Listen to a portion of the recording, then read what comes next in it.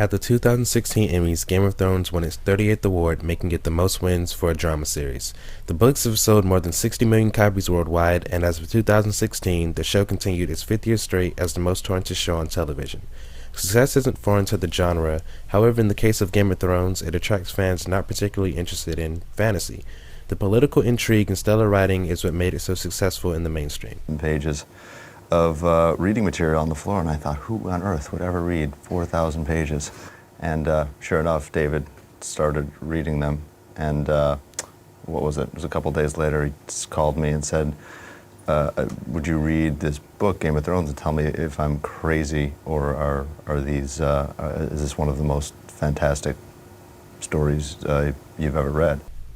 A big reason the story diverges from other fantasies is the fact that it borrows heavily from history instead of mythology. Much of the story is inspired by the 15th century conflict known as the War of the Roses, which lasted from 1455 to 1487 and involved the Lancasters and the Yorks. Other influences include the Black Dinner, the Glencoe Massacre, and Hadrian's Wall. Even the characters themselves are obsessed with history and their place in it. Family name that lives on. It's all that lives on. Not your personal glory, not your honor, but family. They will sing about the Battle of Winterfell until the Iron Islands have slipped beneath the waves. Every man, woman, and child will know who we were. Good versus evil is a concept commonly used in literature. It can be defined as the battle between individuals or ideologies, with one side good and the other evil. In Game of Thrones, the battle is there, yet is overshadowed by the enticement of who will sit on the Iron Throne. Game of Thrones makes the viewer more interested with who will win the War of Five Kings, because that's what the characters themselves are more interested in. This trend continues until Season 5, Episode 8, titled Hardhome. The war is essentially over, and we finally see the devastating power of the others. From this scene alone, we see the power the Night King possesses. With the raise of his hands, he turns the recently fallen on the battlefield into whites. He is more powerful than any adversary Jon Snow or any of the characters in the story have faced before. This introduces the concept of finality. The Night's Watch and wildlings who have been adversaries for centuries team up in order to stop their demise at the hands of the others. They realize if they don't stop fighting each other, there will be nothing to fight for. This is what the rest of Westeros will soon have to realize before it's too late.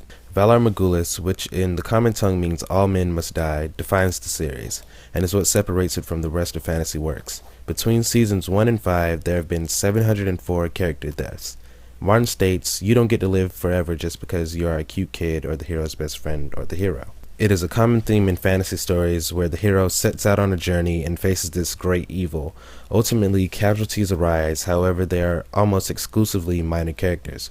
We are all pulled into the story with the belief that the main character will make it out, simply because they are the main character, and the same with those closely associated with the character. Game of Thrones changes this by sparing no one. In life, we're the main character of our own story, and if placed into a time of conflict or war, we aren't guaranteed to survive.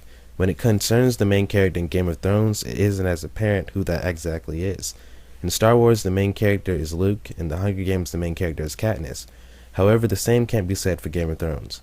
In Season 1, the audience was led to believe Ned Stark was the main protagonist, and that he was going to make it out alive in Season 1, Episode 9, titled Baelor. Yet at the end of the episode, we realized that wasn't true, and that Game of Thrones wasn't your traditional fantasy. In fact, it defies it.